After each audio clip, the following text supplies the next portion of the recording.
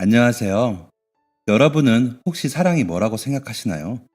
외적인 아름다움, 돈, 명예, 혹은 나의 외로움을 채워주거나 내 곁을 지켜주고 어려움을 함께 하는 것?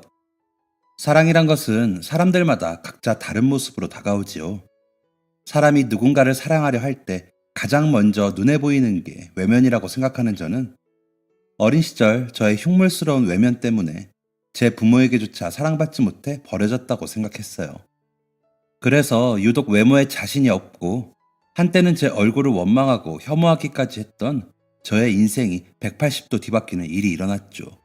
그 이야기 지금부터 시작해 보겠습니다. 제 외모 때문에 가슴 아픈 경험을 겪었던 가장 오래된 기억은 제가 6살 때의 일일 거예요. 이 괴물아, 저리 가!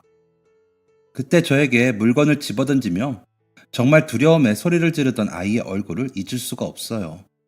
그것이 제가 처음으로 제 얼굴 때문에 혐오를 당했던 순간이었던 것 같아요. 대놓고 그렇게 이야기를 들은 것은 그때가 처음이었던 것 같지만 그전부터 조금은 느끼고 있었어요. 유독 제 곁을 오지 않으려던 친구들과 볼 때마다 저를 안타깝게 여기거나 만지기를 꺼리던 선생님들. 선생님, 저도 머리 묶어주세요. 소야, 미안한데 선생님이 지금 다른 친구를 급하게 봐줘야 해서 나중에 해줘도 될까? 선생님, 소가 제 물건 만졌어요. 저도 이제 제 얼굴처럼 되는 거예요? 전 보육원에서 살았어요. 선생님들 말에 따르면 제가 처음 이곳에 왔을 때부터 제 얼굴엔 커다란 화상 자국이 있었다고 해요. 급하게 병원에 데려가 보았지만 병원에서도 의학적 치료에는 한계가 있고 수술은 너무 위험하고 막대한 돈이 든다고 했다더군요. 그저 흉터가 더 흉지지 않도록 약을 발라주는 것, 그게 할 수 있는 최선의 노력이었다고 해요. 3살밖에 안 된 저를 제 부모는 메모 한 장 없이 보육원 앞에 두고 갔대요. 직접적으로 말을 하지는 못하셨지만 아마도 화상 때문이었을 것 같다고 예상했죠. 그래서 저는 제 부모에 대해 한 번도 그리워하거나 궁금해하지 않았어요. 부모에게 저는 아프고 괴로운 경험을 하고 그것을 안고 가야 하는 안타까운 자식이 아니라 다른 아이가 말했던 것처럼 흉물스러운 괴물이었을 테니까요. 소야, 혹시 제과 제빵 배워볼 생각 있니? 어느 날 곧 18살이 되어 보육원 독립을 앞둔 저에게 원장님께서 기술을 배워볼 생각이 있는지 물어보셨어요. 그 당시 저는 보육원 내에서도 아이들에게 은근한 따돌림을 지속해서 당하고 있었고 학교에서도 적응하지 못해 자퇴한 상태였는데요.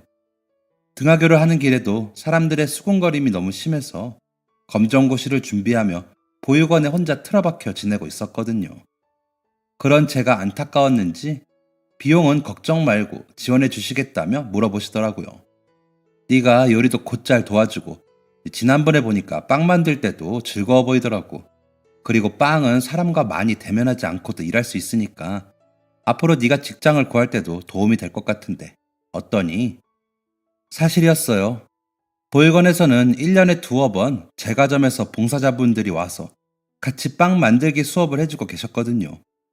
그때 제 얼굴과 다른 예쁜 빵을 만들어내는 게 제가 1년 중 가장 행복한 순간이었어요. 제 얼굴은 제가 어떻게 손 쓸 수 없지만 그저 아무렇게나 생긴 반죽이었던 빵은 제가 어떤 모습이든 예쁘고 먹음직스럽게 바꿀 수 있었거든요. 그렇게 저는 학원에 다니기 시작했습니다. 하지만 그 과정은 쉽지 않았어요. 빵을 만드는 것은 너무나 재밌고 쉬웠지만 그곳까지 오고 가는 길과 수업 내내 사람들의 시선을 견뎌야 했거든요. 너무 괴롭고 부담스러워서 포기하고 싶은 순간도 있었어요. 하지만 원장님 말씀을 생각하며 버텼죠. 소야, 사람들의 시선이 곱지 않은 거 나도 알아. 남들과 다르다는 건 늘 사람들의 시선을 받을 수밖에 없는 운명이지.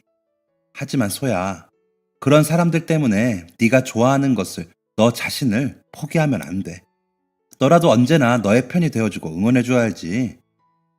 그렇게 꾹 참고 학원에 다니며 저는 제과와 제빵 기술 시험에 모두 합격해 자격증을 취득했어요. 그리고 마침 우리 보육원에 봉사를 오던 업체에서 운영하는 매장 중에 자리가 났다고 혹시 일해볼 생각 없는지 물어보시더라고요. 자격을 따고도 취업 걱정을 좀 하고 있었는데 저는 오히려 잘 됐다 싶었죠. 지금 사는 보육원과는 지역이 달라져 원장님을 뵙지 못한다는 점이 아쉬웠지만 그동안 저를 괴롭히던 지긋지긋한 아이들에게서 벗어난다고 생각하니 일종의 해방감도 느껴졌어요. 빵집에서 일하는 건 좋았어요. 새벽에 가까운 아침, 아무도 없는 가게에 문을 열고 출근해서 뒤쪽의 제빵실에서 혼자 빵을 만들고 오븐에서 꺼낸 빵들을 철판 위에 얹어서 내놓으면 밖의 사람들이 빵을 진열해서 판매하죠. 가끔 알바생들이 물건을 가지러 오거나 뭔가를 물어보기 위해서 제빵실에 왔다가 화들짝 놀라거나 눈치를 보는 때를 빼면 사람들과 마주칠 일도 거의 없었어요.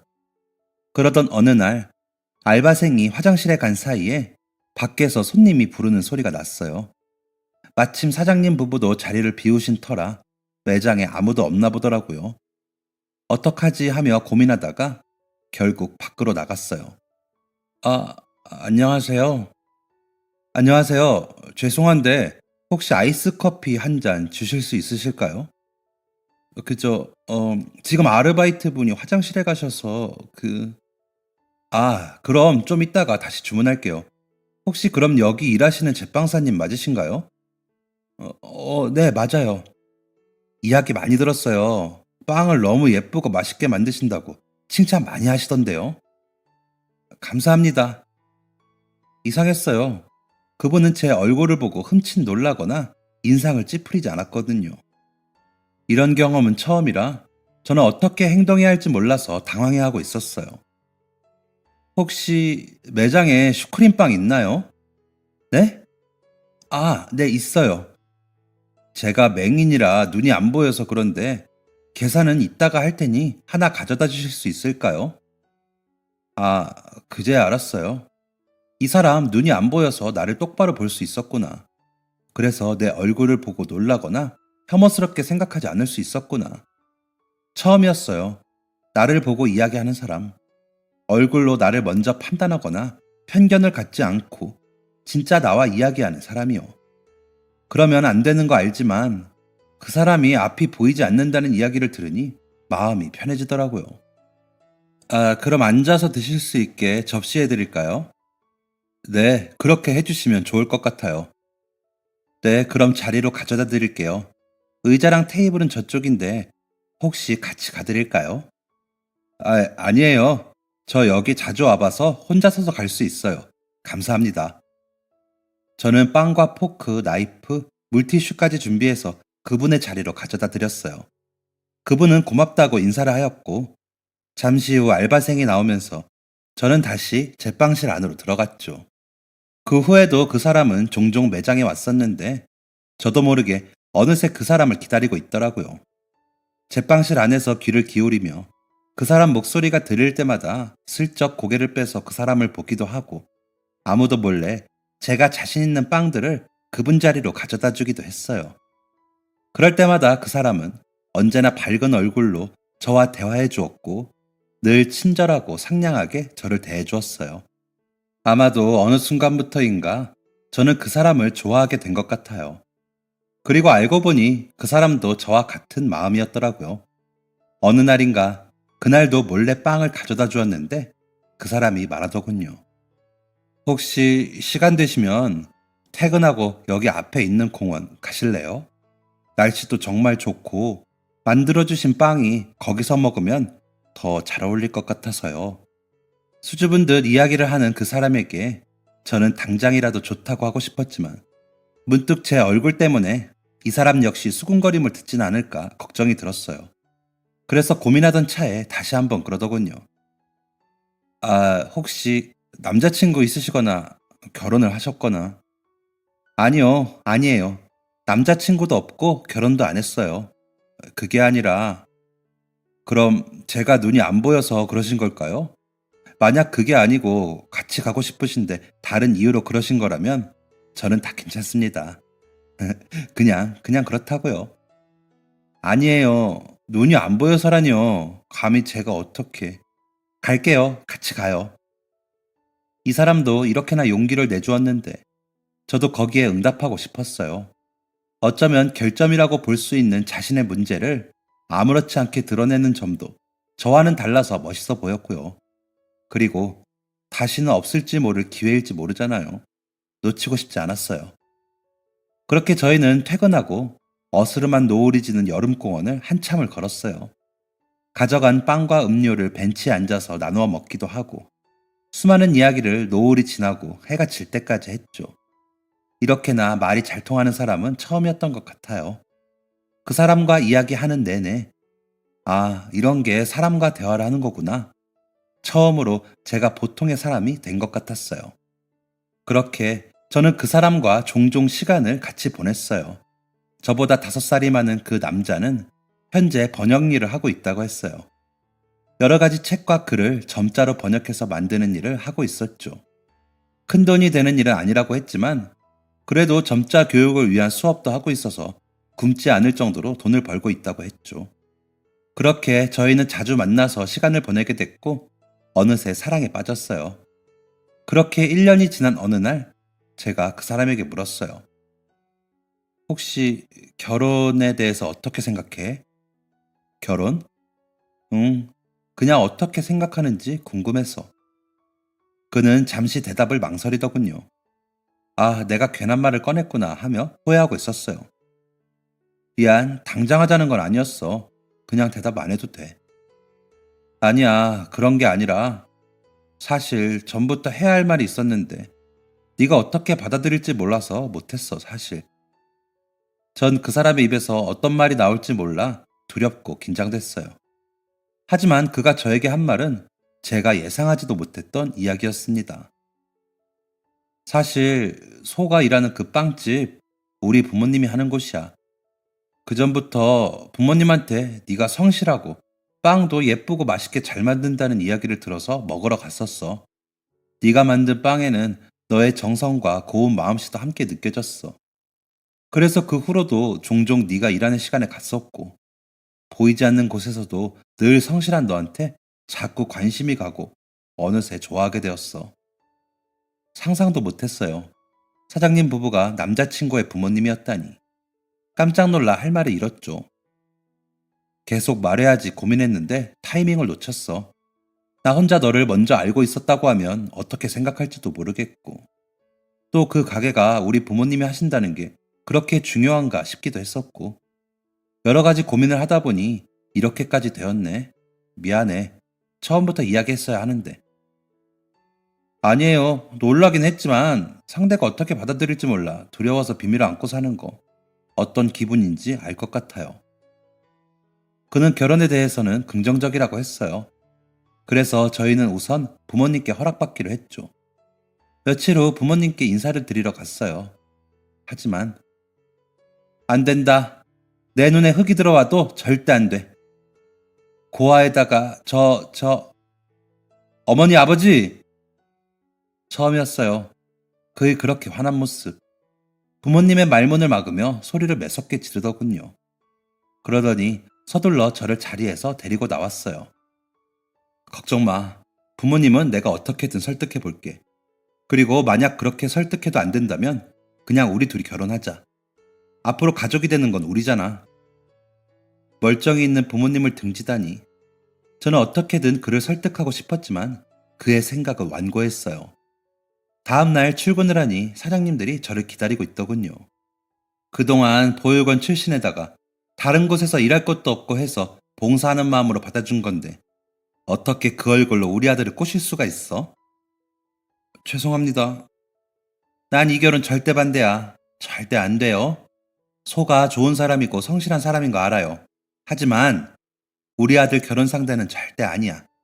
퇴직금이랑 그동안 우리 가게 매출 올려준 게 고마워서 추가로 더 넣었어요. 그러니까 이거 가지고 이사를 가던 뭘 하던 우리 아들이랑 떨어져요. 사모님은 두툼하게 들은 돈 봉투를 건네더군요. 하지만 그럴 수 없었어요. 그는 제가 살면서 유일하게 저를 사랑해준 사람이었으니까요. 그리고 어쩌면 앞으로도 2번 다시는 그런 사람을 만날 수 없을지도 몰라요. 저는 그 안에서 월급과 퇴직금만 빼고 나머지를 돌려드리며 말했어요. 그동안 제게 일할 자리를 주신 건 감사하게 생각해요.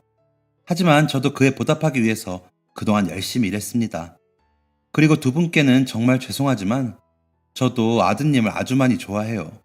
그래서 그 부탁은 못 들어드릴 것 같습니다. 저는 돈 봉투를 들고 가게를 나왔어요. 집에 가는 길 내내 다리에 힘이 풀려 후들거리고 손도 벌벌 떨리더라고요. 그리고 한없이 눈물이 났습니다. 착하고 열심히 살았는데 누군가에게는 이것만으로도 충분할 텐데 저는 얼굴의 흉 때문에 언제나 그것만으로 충분하지 못한 사람인 거예요. 그런 생각이 들면서 너무나 가슴이 아팠습니다. 집에 가서 밤새 알아누워 기억나지도 않는 부모님을 원망하며 울었어요. 괜찮아? 병원 갈까? 눈을 떠보니 언제 왔는지 걱정스러운 표정의 그가 제 손을 잡고 있었어요. 저는 그를 보자 눈물이 왈칵 쏟아졌습니다. 아이처럼 엉엉 울었어요. 그는 그런 제 등을 말없이 두드려줬죠. 정신을 차리고 보니 한쪽에 짐가방이 보였어요. 이 짐은 뭐야? 나 집 나왔어. 말했잖아. 결혼 반대하시면 우리끼리라도 하자고. 넉넉하진 않지만 우리 월세에 보탤 돈 정도는 있어. 성대한 결혼식은 못하겠지만 열심히 돈 모아서 그것도 꼭 해줄게. 그는 언제 준비했는지 주머니를 뒤져서 반지 하나를 꺼냈어요. 내가 눈이 안 보여서 그냥 만져보고 대충 예쁠 것 같은 거를 골랐거든. 판매하시는 분이야 다 예쁘다고 할 것 같아서 믿을 수는 없긴 한데. 어때? 이게 뭐야? 그래도 이제 결혼할 사이인데 우리 반지 하나는 있어야지. 너무 예뻐. 너무 예뻐. 그렇게 저희 두 사람은 혼인신고를 하고 결혼 생활을 시작했어요. 혼인신고를 하러 구청에 처음 간 날 그렇게 떨릴 수가 없더라고요. 제 얼굴 때문에 저는 연애는커녕 결혼을 평생 할 수 없을 거라고 생각하며 포기하고 살았으니까요. 그런데 이렇게 제가 사랑하고 저를 사랑해주는 사람이 나타나서 평생 꿈도 꿔본 적 없는 결혼이라는 걸 하다니. 평생을 혼자 했던 제 호적에 가족이라는 존재가 생기다니 신기했어요. 제 삶에 다른 누군가가 함께 한다는 게. 그래서 눈앞에 이 사람이 더 사랑스럽고 귀중하게 여겨졌는지도요. 저희의 결혼 생활은 넉넉하고 부유하진 않았지만 순탄하게 흘러갔어요. 시각장애를 대상으로 여러 사업을 진행하는 회사에서 스카우트 제의받아서 남편은 회사에 들어가게 되었고 저는 지방에서 꽤 큰 규모의 빵집에서 근무하게 됐거든요. 그렇게 저희는 차곡차곡 돈을 모아갔고 아이는 없었지만 매일을 둘이서 재밌고 행복하게 보냈어요. 그리고 어느 정도 돈이 여유 있을 쯤 저는 유명 피부과를 찾아서 화상 흉터에 대해 진료받았어요. 남편 몰래요. 남편이 각막이식 대기 명단에 이름을 올려두었는데 혹시나 수술하게 된다면, 그래서 시력을 회복하게 된다면 이런 제 얼굴을 보고 떠나게 될까봐 두려웠거든요.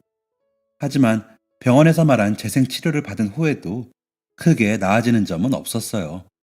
전보다 흉터가 조금 치료됐지만 여전히 남들이 보았을 때는 흉측한 얼굴이었죠. 그러던 어느 날 병원에서 연락이 왔어요. 여보세요? 네, 여기 병원인데요. 전에 대기해 두셨던 각막 이식 수술이 가능해서 연락드려요. 혹시 병원에 언제 방문 가능하시죠? 정말요? 여보, 각막 기증자가 나타났대. 감사합니다. 감사합니다. 내일이라도 바로 갈게요. 기뻐하는 남편을 보며 저도 함께 기뻐해 주었지만 제 마음 한켠은 무척이나 괴로웠어요. 제가 우려하던 일이 현실이 되었으니까요. 각막을 이식받는 건 남편이 오랫동안 기대했던 일이고 분명 그를 위해 기뻐해 주어야 하는데 그의 시력이 회복되어서 마침내 진짜 제 얼굴을 보게 되면 그 사람은 떠나고 말 거예요. 이렇게 흉측한 얼굴의 여자를 누가 아내로 두고 싶겠어요. 그런 생각이 들자 마음이 무척이나 괴로웠어요. 남편이 드디어 세상을 볼 수 있게 되었는데 이런 생각을 먼저 한다니, 이런 이기적인 제 모습에 저 자신이 더 추하게 느껴졌어요. 그렇게 다음날 병원을 방문하고 모든 검사를 마쳤어요. 결과는 아직 안 나왔지만 지금으로 봐서는 수술도 아주 잘 될 것 같다고 하더라고요. 전날부터 근심 걱정을 하고 있는 저를 남편이 눈치챘나 봐요. 여보, 혹시 무슨 일 있어? 어제부터 기분이 안 좋은 것 같은데. 아니야, 그냥 몸이 좀 안 좋은가 봐. 걱정하지 마. 마음에 담아두면 진짜로 병나. 무슨 일인데? 말해봐. 그게 사실은 지금의 제 마음을 이야기하려면 처음부터 다 이야기해야 했어요. 어릴 때부터 제 얼굴에 끔찍한 화상 자국이 있다는 이야기. 그래서 내 부모조차도 그것을 징그럽게 여겨 나를 보육원에 두고 갔다는 이야기 말이에요. 그래서 사람들이 평생 나를 눈치 보고 손가락질하고, 그래서 처음 당신이 나에게 데이트를 신청했던 때에도 망설였다는 이야기 말이에요. 사실 나 얼굴에 끔찍한 흉터가 있어. 어릴 때부터 있었어. 어떻게 해서 생긴 건지는 나도 몰라. 이미 보육원에 왔을 때 흉터가 있었거든. 사실은 얼마 전에 병원에서 흉터 치료를 받기도 했는데 워낙 흉터가 심하고 오래되어서 그것도 크게 도움이 안 되더라. 그래서 지금도 얼굴에 끔찍한 자국이 있어.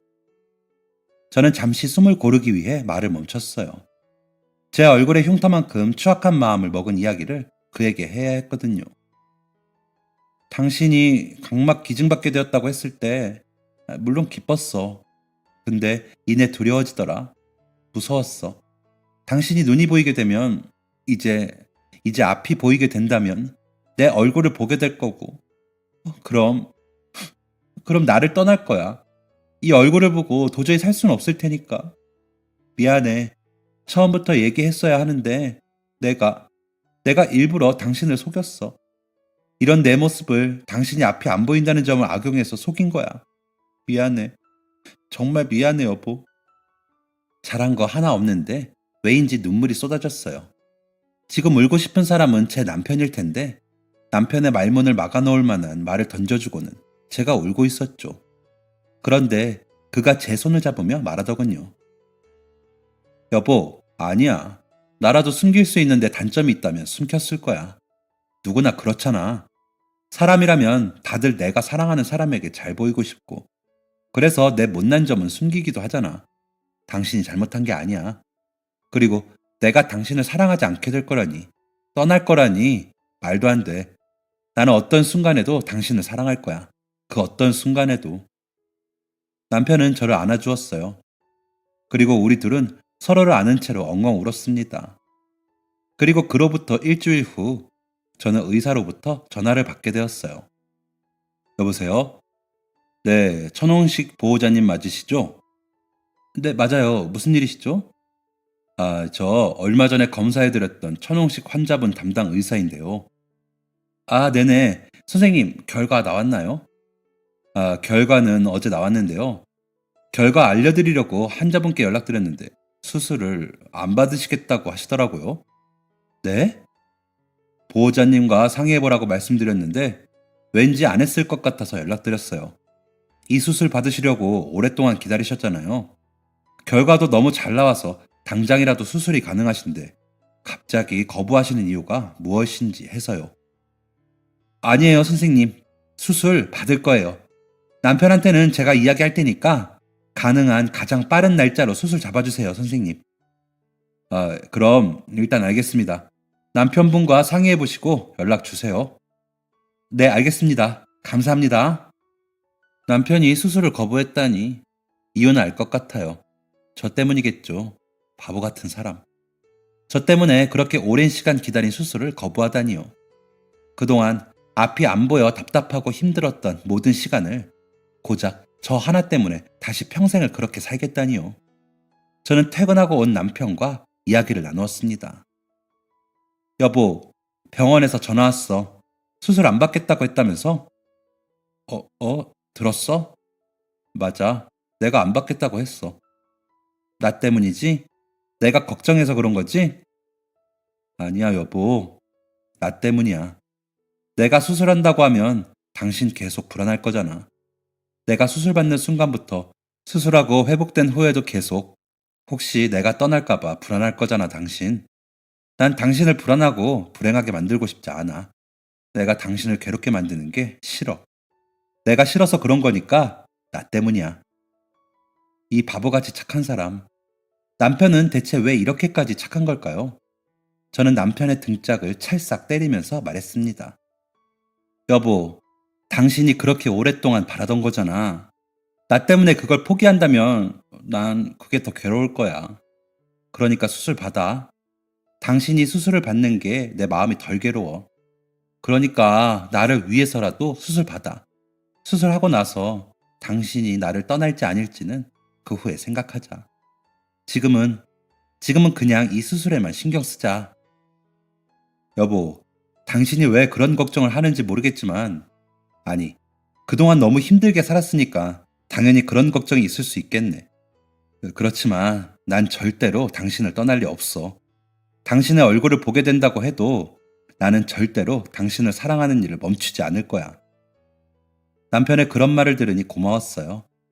하지만 그건 아직 제 얼굴을 직접 보지 못하였기 때문에 할 수 있는 말이라고 치부해 버렸죠. 그래서 안심이 되진 않았어요. 제 얼굴을 보면 남편이 반드시 떠날 거라고 생각했거든요. 하지만 괜찮았어요. 제가 사랑하는 이 사람이 더 행복해질 수 있다면, 조금 더 나은 삶을, 조금 더 편안한 삶을 살 수 있다면 괜찮아요. 그걸로 충분해요. 잘 다녀와, 여보. 수술 잘 될 거야. 고마워, 여보. 나 잘하고 올게. 그렇게 남편은 수술실로 들어갔어요. 그리고 저는 남편이 수술을 진행하는 동안 집에 돌아가 짐을 쌌어요. 남편이 저를 두려워하고 경멸스러워하는 표정을 도저히 볼 자신이 없었거든요. 그래서 남편의 수술이 무사히 끝나고 나면 저는 남편 곁을 떠나려고 결심했어요.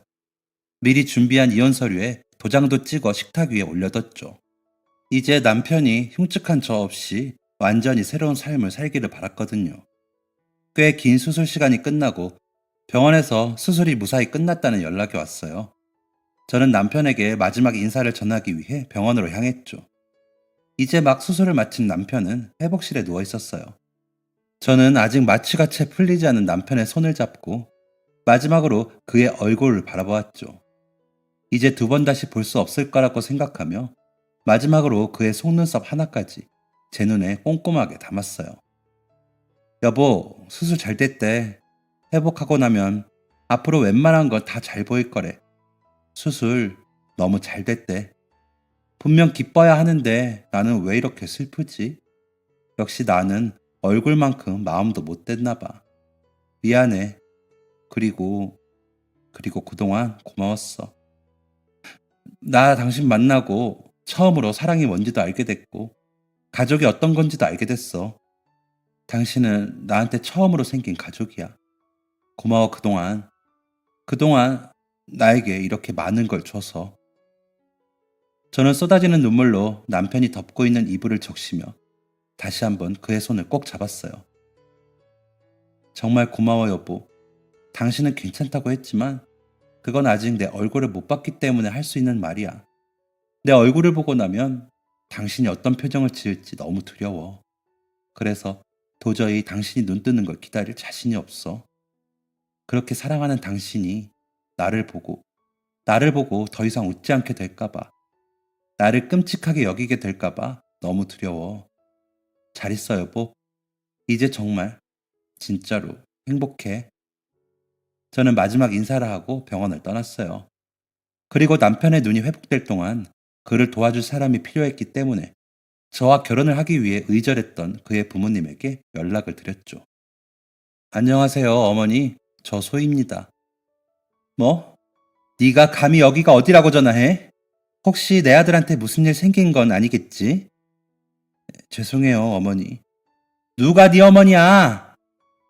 여전히 전 사장님, 남편의 어머니 반응은 차가웠어요. 그러시는 것도 충분히 이해가 갔죠. 그리고 어머니의 이런 반응을 보고 더더욱 남편을 떠나기로 한 걸 잘했다고 생각이 들었습니다. 죄송해요. 다름이 아니라 홍식 씨 오늘 각막이식 수술 받았어요. 지금 병원에 누워 있고요. 곧 회복실에서 깨어날 텐데 시력이 바로 회복되는 게 아니라서 한동안은 옆에서 도와줄 사람이 필요해요. 근데 제가 옆에 없을 거예요. 제가 감히 이런 부탁하는 거 염치 없는 것도 알아요. 그렇지만 제발 간호하러 와주세요. 부탁드릴게요. 저는 어머니께 병원 주소를 보내드리고 집에 들러 짐을 챙겼습니다. 어디로 갈지 몰라 우선 예전 보육원 원장님께 연락을 드렸어요. 원장님께서는 흔쾌히 보육원으로 와도 된다고 하시더군요. 그로부터 며칠간 저는 보육원에서 생활했습니다. 혹시나 아이들이 보면 놀라고 피할까봐 별관에서 최대한 숨어서 지냈죠. 그리고 아이들이 다 자는 새벽에는 틈틈이 빵을 만들어서 놓아두었어요. 아이들이 웃으면서 즐겁게 먹는 모습을 보니 남편을 떠나며 슬펐던 마음이 조금은 괜찮아지는 것 같았어요. 그 사이 남편으로부터 몇 번이나 전화가 왔지만 저는 모든 전화를 다 피했어요. 남편이 회복은 잘 되었는지, 몸은 괜찮은지, 지금 기분은 어떤지 물어보고 싶은 게 너무도 많았지만 괜히 제 마음이 흔들릴 것 같아서 남편의 모든 연락을 억지로 피했습니다. 그로부터 2, 3주가 흘렸을 무렵 원장님께서는 제가 만든 과일 크림빵이 너무 맛있다면서 한 브랜드에서 개최한 신메뉴 대회에 출제해보는 건 어떤지 물으셨습니다. 저는 어차피 제가 될 거라는 기대도 하지 않고 마땅히 할 일도 없었기 때문에 아무 생각 없이 대회에 작품을 제출했어요. 그런데 놀랍게도 제가 제출한 빵이 대회에서 무려 우승하게 됐습니다. 그렇게 해당 브랜드에서는 메뉴를 정식으로 판매하고 싶다고 제의했고, 제 우승 이야기는 여러 포털 사이트에도 소개되었습니다. 소야, 누가 널 찾아왔는데? 네? 누가 절 찾아... 여보! 축하해요. 대회 우승했던데. 당신 빵은 예전부터 특별한 줄 알았지. 꽃다발을 든 남편이 보육원 앞에 서 있었어요. 알고 보니 대회 우승 이야기가 나온 신문 기사에서 제 이름 옆에 적힌 지역을 보고서 제가 예전에 지냈던 보육원 이름이 기억났다더군요. 내가 눈 뜬 이후로 매일 했던 게 뭔지 알아? 바로 당신을 찾는 거였어. 부모님도 당신이 어디 갔는지 모른다고 하고, 당신이 일했던 가게에서도 모른다고 하고, 동네 근처 빵집마다 전화해서 당신이 일하고 있는지 미친놈처럼 물어봤어. 왜 찾아왔어요? 행복하게 살아야죠. 왜 저를 찾아왔어요?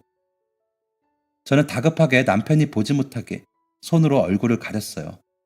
남편은 웃으면서 제 손을 얼굴에서 떼어내며 제 얼굴을 감싸지고 눈을 맞추더군요. 여보, 내가 말했지. 나는 절대로 당신을 떠나지 않을 거라고. 무슨 일이 있어도 언제나 당신을 사랑할 거라고. 내 눈에 당신은 늘 아름다워. 이 흉터까지도 내가 사랑하는 당신의 일부야. 그리고 사실 나 알고 있었어. 당신에게 흉터가 있다는 거. 언제부터? 아니, 어떻게? 잊었어? 당신 우리 부모님 가게에서 일했던 거.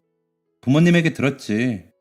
그리고 사실 나 완전 실명일 정도로 앞을 못 보는 게 아니었어. 남들보다 일상생활이 많이 어려울 만큼 시력이 안 좋을 뿐이지 어렴풋이 보이기는 보였거든. 그래서 알고 있었어.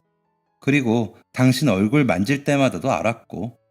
근데 내가 안 보인다고 생각하는 게 당신이 더 편한 것 같아서. 그래서 그냥 말 안 한 거야. 근데 왜 나랑 결혼했어? 내 얼굴이 이렇게 징그러운 걸 알았으면서. 왜? 남편은 다시 한번 제 흉터를 예쁘다는 듯 손으로 쓰다듬으면서 눈빛에 사랑을 가득 담아 말했어요. 말했잖아. 그것도 당신의 일부라고. 난 당신의 모든 것을 사랑해.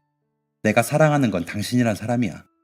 그러니 얼굴에 있는 그 흉터는 그냥 나한테는 누구에게나 있는 점, 기미? 그냥 그런 거와 다를 게 없어. 중요한 건 당신이니까. 내 눈에는 세상 무엇보다 아름다운 당신. 상상도 못한 일이었어요. 그가 내 얼굴을 알고 있었다니. 전 제 얼굴을 보고는 절대로 저를 사랑할 수도 더더욱이 결혼할 수는 없을 거라고 생각했으니까요.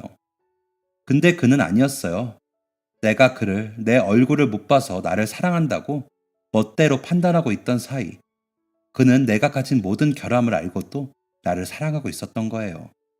그는 정말 온전하게 제 모든 것을 사랑하고 있었던 거죠. 내가 눈 뜨고 나서 가장 먼저 보고 싶었던 게 당신인데 영화도 보러 가고 예쁜 풍경도 더 많이 보러 다니고 당신에게 예쁘고 좋은 글귀도 읽어주고 해주고 싶었던 게 얼마나 많은데 나를 그렇게 두고 떠나. 나는 수술 후에 당신이랑 하기 위해 많은 걸 계획했는데 내가 유일하게 함께하고 싶은 당신이 없어서 내가 얼마나 속상하고 절망했는지 알아? 마음 같아서는 다시 수술하기 전으로 돌아가고 싶었어. 미안해, 미안해. 내가, 내가 내 생각만 해서, 내가 상처받고 싶지 않다는 내 마음만 생각해서 미안해. 정말. 우리 부부는 서로를 부둥켜 안고 울었어요. 하지만 이제 더 이상 슬픈 눈물이 아닌 마침내 우리가 서로의 앞에 진정으로 솔직해지고 우리의 사랑이 얼마나 깊은지 확인을 한 다음에 흘리는 기쁨과 행복의 눈물이었죠. 그렇게 저는 이전에 살던 집으로 돌아갔어요. 그리고 우승을 한 신메뉴는 대박을 쳐서 우승 상금 외에도 판매 금액에 대한 수익 일부를 받았죠. 그렇게 받은 돈으로 저희 부부는 시각장애인 분들도 편하게 이용할 수 있는 빵집을 차렸어요. 제 대회 우승 소식과 남편이 실제 시각장애인이었던 점 때문에 매장 곳곳이 시각장애인 분들에게 최적화된 점이 부각되어서 저희 빵집은 그야말로 대박을 쳤어요. 손님들이 전국 각지에서 몰려들었고 저희는 받은 사랑을 되갚기 위해서 시각장애인 재단과 제가 있던 보육원에 꾸준히 기부 행사를 이어갔어요. 남편은 빵집 한쪽 공간에서 주에 한 번 시각장애인들을 위한 책 읽기와 점자 교육도 진행했고 저희의 이런 선행이 알려져서 더 많은 곳에서 도움의 손길을 주었어요. 그리고 시간이 남을 때면 남편과 함께 제가 있던 보육원에 봉사활동을 다녔는데요. 여전히 아이들 앞에 얼굴을 내미는 건 자신이 없더라고요. 아마 어릴 때 제 얼굴을 보고 두려워하던 다른 아이들이 생각나면서 용기가 나지 않았던 것 같아요. 남편은 아이들과 시간을 보내고 저는 주방에서 혼자 샌드위치를 만들고 있었는데 한 아이가 주방으로 얼굴을 쑥 내밀더라고요. 손에 빵을 들고 있느라 얼굴을 가릴 타이밍을 놓쳤는데 아이가 손에 뭔가를 들고 와 내밀었어요. 선생님, 저 좀 봐봐요. 뭔데? 그렇게 대답하며 걱정과 두려움이 가득한 표정으로 쪼그려 앉아 아이와 얼굴을 마주봤어요. 이거 내가 갖고 있는 제일 예쁜 스티커예요. 그렇게 말하며 아이는 제 얼굴의 흉터 부분에 스티커를 붙여주더라고요. 고사리 손으로 조그마한 스티커들을 한껏 진지한 표정으로 붙이고 있었죠. 저는 저를 보고 울지도 무서워하지도 않는 아이를 그저 멍하니 보고 있었어요. 선생님, 이거 제일 예쁜 스티커라서 이제 선생님 제일 예쁜 얼굴이에요. 응? 이 스티커 때문에 선생님 예뻐진 거야? 네. 내가 스티커 붙여줬으니까 선생님이 예쁜 얼굴이에요. 맛있는 빵 만들어줘서 고마워서 맨날 놀고 싶었는데 선생님은 맨날 주방에 있잖아요. 밖에 있는 남자 선생님이 그랬어요. 선생님은 너무 예쁜데 얼굴에 상처 때문에 다른 사람들이 무서워할까봐 맨날 숨어 있다고. 이제 내가 예쁘게 해줬으니까 이제 나와서 같이 놀아요. 아이의 이야기에 눈물이 왈칵 쏟아졌어요. 아이의 위로가 상처받았던 어린 시절의 저를 위로해주는 것 같아서 더 눈물이 나더라고요. 고마워, 고마워. 선생님 이거 샌드위치 만들고 얼른 나갈게. 울지 마요, 선생님. 내가 안아줄 테니까 눈물 뚝 해요. 산타 할아버지가 선물 안 주면 안 되잖아요? 그러면서 아이는 그 조그마한 팔로 제 목을 한껏 끌어안았어요. 가슴이 따뜻해졌어요. 나는 그저 내 결함을 핑계로 숨고 도망치기 바빴는데 어쩌면 사람들 앞에 서지 못했던 건 보기 안 좋은 제 흉터 때문이 아니라 저 자신을 부끄러워하고 창피해야 하는 제 마음이 더 못났기 때문이었을지도 몰라요. 그 후 저는 아직 완전히 자신 있진 않지만 조금씩 아이들 앞에 제 모습을 드러내기 시작했어요. 저에게 먼저 손 내밀어준 그 아이와는 함께 시간을 보내면서 더 가까운 사이가 되었죠. 그리고 얼마 후 크리스마스 선물을 적어내는데 원장님께서 아이의 소원 카드를 혹시 봤냐고 물어보시더라고요. 그래서 트리에 걸려있던 아이의 소원 카드를 읽어보니 이렇게 적혀 있었어요. 빵 선생님이랑 책 선생님이 엄마 아빠였으면 좋겠어요. 저는 남편에게 이 이야기를 해주었어요. 남편은 이야기를 듣더니 그렇게 사랑스러운 아이가 내 딸이 된다면 너무 행복하지. 여보 생각은 어때? 라고 대답했죠. 그래서 저희는 원장님께 이야기해 아이의 법적 부모님이 되기로 했습니다. 그리고 그해 크리스마스에 저희는 아이들 선물을 잔뜩 사들고 보육원을 방문해 아이에게 이 사실을 알려주었어요. 아이는 믿을 수 없다는 듯 자신의 볼을 연신 꼬집으며 제자리에서 방방 뛰며 기뻐하더군요. 그러면서 저희 두 사람의 손을 잡으며 연신 고맙다는 인사를 했어요. 아니야, 내가 고맙지.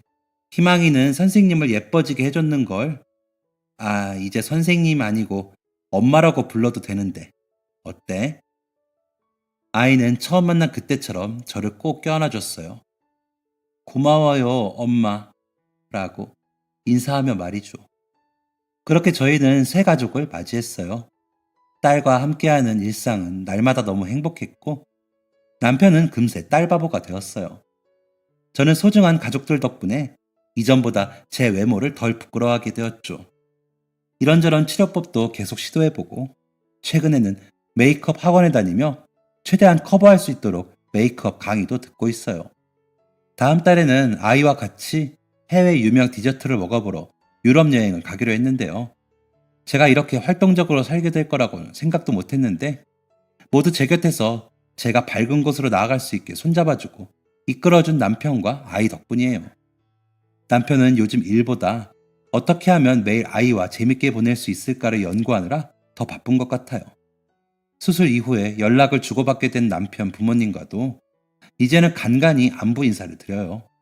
여전히 저를 썩 마음에 들어 하시진 않지만 그래도 가끔 연락드리면 예전처럼 화내진 않으세요. 이 정도면 많이 나아진 거겠죠. 사랑의 힘은 위대하다고 그런 이야기를 들었지만 그 위대한 힘을 가진 사랑이 나한테는 일어나지 않을 거라고 믿으며 살아왔어요. 사실 모든 사람이 다 같진 않아요. 누군가는 제 흉터를 보고 안타깝게 여기기도 하고 누군가는 무서워하기도 하죠. 하지만 누군가는 그 흉터를 그저 모든 사람이 갖고 있는 별것 아닌 일로 생각하기도 해요. 단순히 얼굴에 보여지는 흉터가 아니라 제 내면을 봐주는 사람도 있는 건데 저는 너무 성급하게 마음을 닫고 다른 사람은 당연히 저를 싫어할 거라고 생각하고 먼저 피해버린 거예요. 제가 먼저 다가가려는 노력조차 하지 않았죠. 제 얼굴에 드러나는 흉터보다 마음속에 자리 잡은 흉터가 더 깊고 진해서 제 마음이 못나졌던 걸 너무 뒤늦게 깨달았죠. 그리고 늦게라도 그것을 깨닫게 해주고 다시 회복할 수 있도록 도와준 제 남편과 아이에게 정말 고마워요. 그래서 제 남편과 아이가 그랬던 것처럼 저도 제가 받은 사랑을 보답하기 위해 계속 노력할 생각이에요. 아직은 저도 완전히 자존감이 회복된 게 아니라 어려울 때도 많지만 그래도 하루하루 조금씩이라도 어제보다 더 나은 제가 되기 위해 노력할 거고 제가 받은 사랑을 더 많은 사람에게 나눠주기 위해 노력할 겁니다. 그리고 그렇게 닿은 사랑이 누군가에게는 제가 받았던 것처럼 큰 의미가 되어 굳게 닫힌 마음의 빗장을 여는 계기가 되기를 바라요. 저의 긴 이야기 들어주셔서 감사합니다. 행복하세요. 지금까지 사연 들어주셔서 감사합니다. 사연이 재밌으셨다면 구독과 좋아요를 눌러주세요. 감사합니다. 안녕히 계세요.